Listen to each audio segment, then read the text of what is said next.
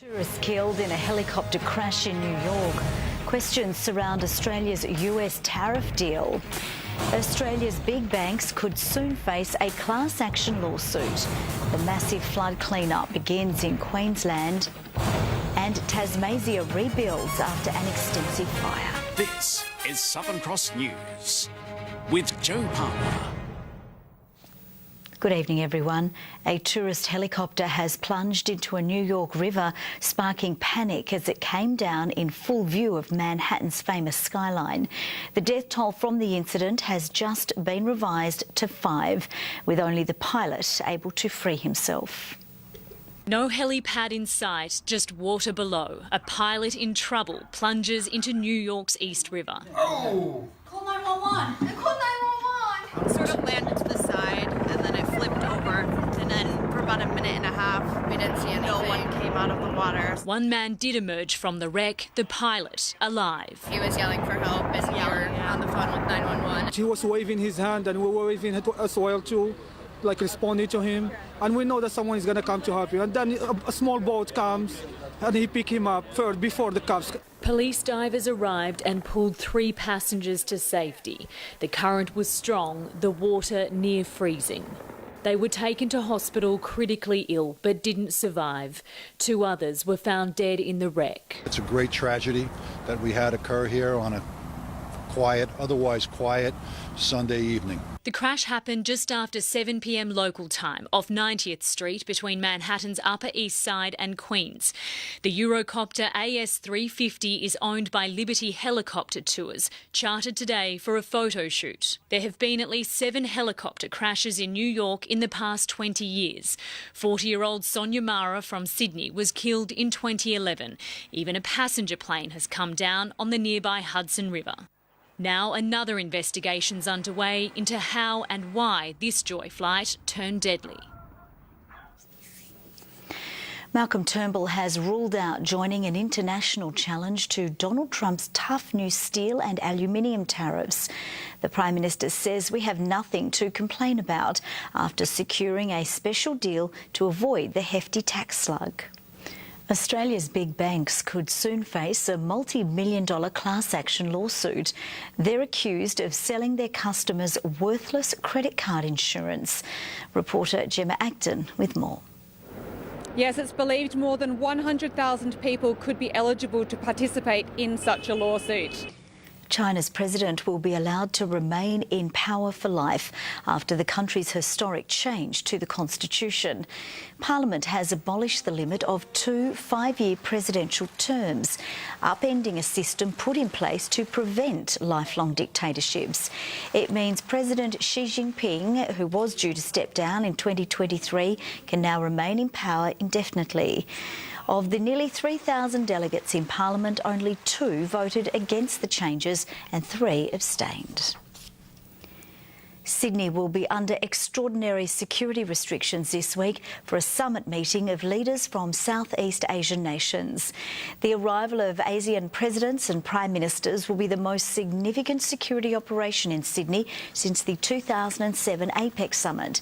Under special powers being signed off on this week, drones will be prevented from flying over the CBD and the lower North Shore. Police will also be allowed to stop, search and impound cars. Stay with us. Still to come in our broadcast tonight, Britain's spy poisoning mystery, what hundreds of people are being urged to do a week after it happened. Who's tipped to walk Meghan Markle down the aisle, and full steam ahead as Steamfest wraps up for another year.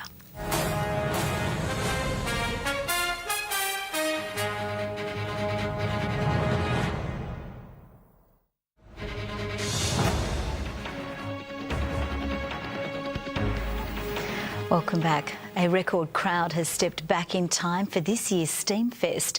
The event pays homage to Tasmania's steam-powered machines, including some which have spent years being restored.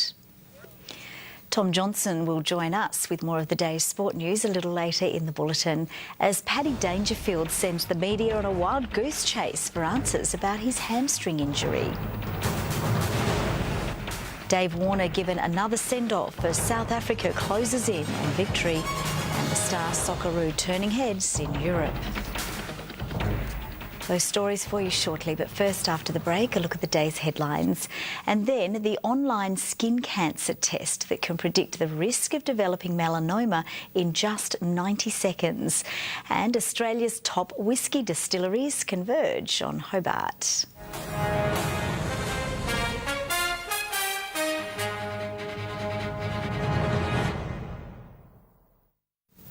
Welcome back, everyone. These are some of the stories making headlines tonight. 5 passengers killed in a helicopter crash in New York. The massive flood clean-up begins in Queensland. Tasmania rebuilds after an extensive fire. And still to come, the breakthrough preventing the need for dialysis. With floodwaters beginning to recede and a major recovery operation underway in North Queensland, a new threat is lurking. Authorities are warning of health and safety risks with sharks and crocodiles on the move. Residents facing a big clean-up in inundated homes, but say they're determined to remain positive. And now let's take a look at the day's business and finance news with thanks to Tasplan, your local super fund. Australian shares have closed higher after regional markets lifted on jobs data positivity out of the US, and Australian markets strengthened on the exemption of US tariffs on imported steel and aluminium. The ASX 200 index has risen by 32.9 points. A short time ago, the Australian dollar was trading at 78.73 US cents and 63.88 euro cents. Sport is next with Tom Johnson, and a big effort is needed from our Aussies in South Africa, Tom. Oh, well, the tall order will need to bring out something pretty special, Jo. I'll have more after the break. And also coming up, Tassie's best swimmers wind up the state championships in Hobart.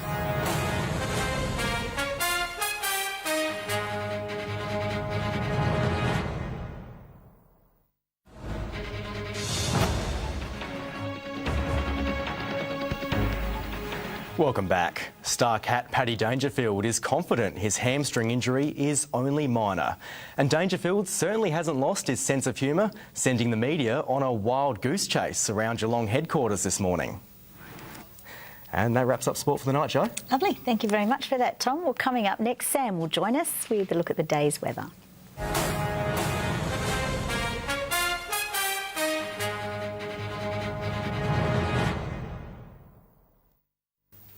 Good evening. 22 degrees today for Hobart and Launceston. Burnie reached 20, with 23 the top in Devonport.